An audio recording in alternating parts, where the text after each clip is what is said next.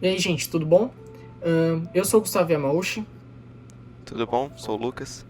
e hoje a gente vai mostrar para vocês como consumir uma API em SwiftUI, né? O Lucas, ele montou uma estruturazinha aqui em SwiftUI, um aplicativozinho SwiftUI, onde ele lista nome de personagens do Harry Potter. O aplicativo já está pronto. Eu tô te- e agora falta fazer o código que vai acessar essa API que está na internet para baixar os dados e exibir no aplicativo. Esse arquivo é o modelo do meu personagem. Então ele carrega um ID, o primeiro nome e o último nome. E ele segue esses três protocolos que faz ele ser codificado de JSON para esse struct. Ele tem um hash que ajuda a percorrer uma lista de personagens e o identificador, né, que é o ID. O SwiftUI segue a arquitetura MVVM na maioria das vezes. Então é por isso que ele é dividido desse jeito, com model, uma view model e a view. Essa aqui é a nossa view model. Toda view model está associada a uma view. Quando ela inicia, eu vou buscar os dados. A gente ainda vai fazer essa função. Né? Aqui ele pega todos os dados que foram trazidos e coloca nessa variável personagem. E o personagem ele está com esse protocolo, com esse marcador aqui, published. Que quando você tem um publish dentro de uma classe com esse protocolo, com essa herança, o objeto observável, ele avisa quem se inscreveu nessa classe que alguma coisa mudou. No caso a view, ela vai estar observando a view model. Quando a view model alterar, a view altera sozinha, sem você precisar mandar a view fazer isso, que é algo bem inteligente. Eu vou mostrar depois pra frente como é que ficou a view pra vocês, mas agora eu vou montando a função que dá fetch dos dados da nossa API. Bom, enquanto o Lucas vai montando a estrutura ali do get, eu vou explicar para vocês o que é uma API. Uma API é um conjunto de funções que a gente pode chamar dentro de um outro aplicativo sem saber as coisas que tem dentro dessa função, as lógicas que tem dentro dessa função, dessas funções, né? Então, é um aglomerado de funções que a gente tem de um web service, né? No caso, se for uma API REST, e onde que lá no servidor tem um conjunto de funções que ele manipula os dados junto com o banco de dados, né? No caso aqui a gente está usando uma API REST. Que é uma API REST? Continua sendo uma API, conjunto de funções, só que ele usa uma padronização chamada de REST, que é uma padronização de transferência de dados, né? Uma API REST ela funciona através do protocolo HTTP, onde ele tem vários métodos dentro dele, né? Entre eles o GET, o POST, o PUT e o DELETE. Onde o GET a gente recebe todos os dados que tem dentro da API, o POST a gente envia dados, o PUT a gente atualiza esses dados e o DELETE a gente deleta um dado.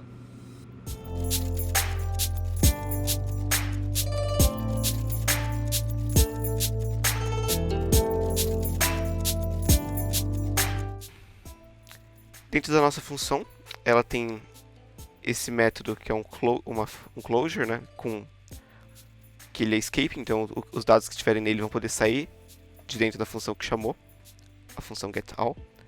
E dentro da função eu já guardei nossa URL dentro dessa variável e criei uma seção URL, que é uma forma de você ler o conteúdo que está guardado nessa variável sem parar a thread principal do seu aplicativo, que é importantíssimo. Quando o seu aplicativo vai carregando as coisas, o usuário não pode ficar parado. Mesmo que ainda não tenha dados, o aplicativo tem que estar respondendo a ele. E quando os dados chegarem, você atualiza a sua tela e de boa. Se você pegar, por exemplo, Twitter, Facebook, mesmo que você não tenha carregado as imagens, os posts já está scrollável. Você pode entrar nas configurações, por exemplo.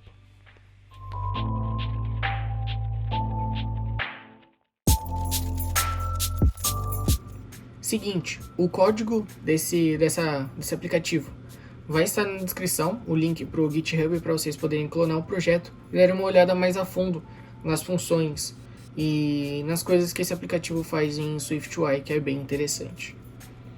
E também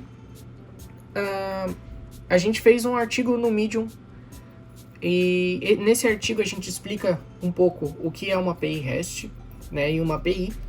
E também a gente explica duas maneiras que a gente fez durante o nosso Individual Learning Path, que são maneiras de você construir um servidor. No meu caso, eu usei o Vapor 4.0 e o Lucas utilizou o Node.js. Então você pode conferir nosso artigo no Medium lá, que tem tudo explicadinho bonitinho. Lá a gente explica a parte do servidor e aqui a gente está mostrando como faz para consumir essa API no SwiftUI. Aqui eu tô conferindo se a minha resposta foi um erro. Se foi, eu printo ele e devolvo nulo para quem chamou essa função. Caso contrário, eu tento traduzir o JSON que a API me retornou para minha variável do tipo personagem, um array no caso, e guardo aqui em posts e retorno posts para a thread principal. Com a função fetch pronta, o aplicativo já está funcionando. Eu comentei a parte que insere, altera e deleta um dado. Então, quando eu executar, ele vai rodar, dá para ver que ele já está funcionando. E assim que chegarem os dados, ele vai atualizar aqui a tela para mim. Viu? Rapidinho. E agora eu tenho todos os meus personagens, né? As coisas parecem que estão funcionando, mas as funções estão comentadas. Então agora eu vou fazer a função de post, para inserir um dado. Mas acho que vale a pena mostrar como é que tá os dados aqui. Por exemplo, nosso post está aqui nessa função insert. Vou descomentar ela. Ela lê um personagem, chama a função que a gente vai criar agora, né? Essa é a função que vai ficar lá no closure. E assim que ela estiver pronta, ela lê os dados novos e printa pra gente que ela entrou, só para garantir.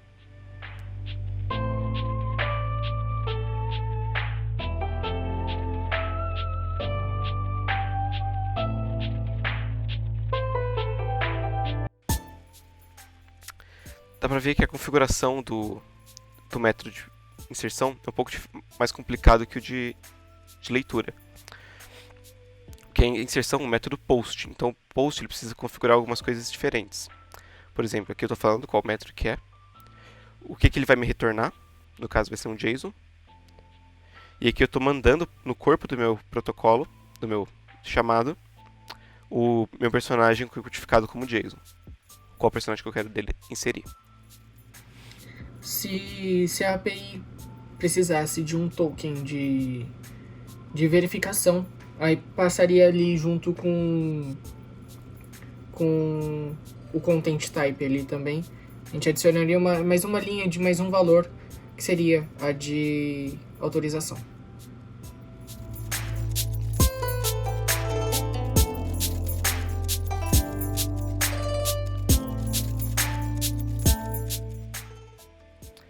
E agora, a mesma coisa que lá em cima. Se deu erro, eu printo meu erro. Se não, eu dou minha função como eu executo a minha função que veio como um closure. No caso lá eu passava o parâmetro, né, os dados que eu acabei de ler. Aqui, como eu só executo isso quando tudo deu certo, mas os dados vão ser os mesmos e eu vou chamar a função de fetch de novo, eu não preciso mandar nada, eu só executo a função. Eu vou descomentar as funções de inserção para vocês verem que está funcionando. E agora eu vou mostrar a view pela primeira vez. Insert está aqui. Como é que está essa view? É uma navigation view parecida com a do UIKit, mas o SwiftUI tem umas particularidades. Uma lista que tem a primeira linha dela vai ser essa célula customizada que eu criei, que é uma campo de texto com o botão inserir. E aqui nesse botão que está a função para adicionar. E depois ele percorre todos os nossos personagens, por isso que eles têm que ser hashable identifiable, colocando eles nesse componente que a gente encontrei na internet. Eu descobri ele no curso de SwiftUI de Stanford, que eles publicaram online esse semestre, semestre passado, por causa da pandemia. Sugiro que vocês dêem uma olhada se vocês tiverem interesse em SwiftUI, é fantástico. Lá ele cria esse componente que é uma caixa de texto, mas quando você entra no modo de edição, ele se torna todos eles tornam uma caixa de texto que você editável. E você consegue alterar quando você dá Done, ele já atualiza todo mundo que você editou. E por último ele cria essa essa função pro delete, que é padrão do iPhone, se eu não me engano. Quando você passa pro lado, clica, aparece o botãozinho vermelho, você clica em delete. Mas tá implementado, só não tá chamando a função ainda porque, né, a gente ainda não criou a função. Mas eu descomentei o inserir. Vamos executar agora para ver como é que tá funcionando o insert. Vamos tentar colocar o Hagrid. Rubio. Mostrou lá que entrou na função. Tá aqui já atualizou. E já veio para cá o Hagrid. Nice. Vamos fazer agora nossas últimas duas funções. O delete e o update. Vou comentar aqui. Lembrando que o update ele está no evento de que aquela caixinha de texto foi editada. E o do delete está no arrastar padrão do iPhone. No nosso view model, temos a gente tem aquelas duas funções, né? São chamadas intents, essas funções que a view acessa da view model. Ela não faz nada. A view não faz nada, ela declara a intenção dela e a view model que executa essa ação. A gente tem o de delete, que lê qual é o ID do usuário que a gente vai deletar. E o update, ele lê o ID do usuário que a gente vai deletar. Para inserir, a gente manda um 0, ele retorna o ID novo.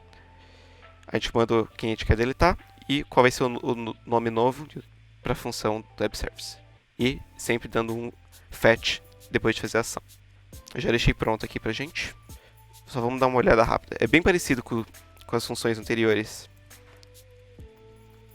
Como não é um get, eu tenho que configurar certinho o método HTTP. No caso, uma alteração vai ser um put. Vejo se deu erro.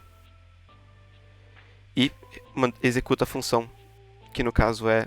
acho que é só dar o fetch quando tá tudo certo, porque daí no fetch já vem o personagem atualizado. E aqui no delete também, eu mando... O delete tem um caso curioso. Eu mando na minha URL o ID do cara que eu quero deletar. Eu poderia mandar no corpo também, como se fosse um JSON, mas acho que isso aqui já poupa um tempo pra gente. E ele esperava um separador. Só deixa eu conferir aqui como que tinha que ser essa URL certinha. Ah, sim. Essa barra está invertida. E parece. Isso. Concatenar texto. Esse aqui é um delete. É a única coisa que eu preciso mandar, né? Não preciso mandar nada no corpo, porque o index está no próprio... Tá faltando um parênteses. Obrigado. Começa a função delete de novo. Ah, tá. E o nosso delete também, ele tem uma peculiaridade, que eu estou mandando na URL, qual que é o ID que eu quero deletar. Eu poderia mandar no corpo, como JSON, e seria uma URL parecida com as outras. Mas isso aqui já poupa um tempo para nós, tanto que a configuração, eu só preciso falar que é um delete. Ele já lê o código lá na nossa API como um parâmetro. E de novo, vejo se deu erro, se não, executa a função que veio para mim, no caso, de novo, fetch. Volto para minha thread principal, atualizo os dados da nossa view model e a view atualiza sozinha. Vamos ver? Vamos tentar deletar o Jorge, coitado, tá escrito errado. Delete. E se foi? E vamos mudar o primeiro nome do Hagrid para o segundo. Hagrid. Done. Atualizou certinho. Vamos fechar e abrir de novo para mostrar que deu tudo certo. Né, para mostrar que a alteração não ficou aqui. Viu? Jorge foi-se embora do nosso banco e o Hagrid está com o primeiro nome no segundo nome.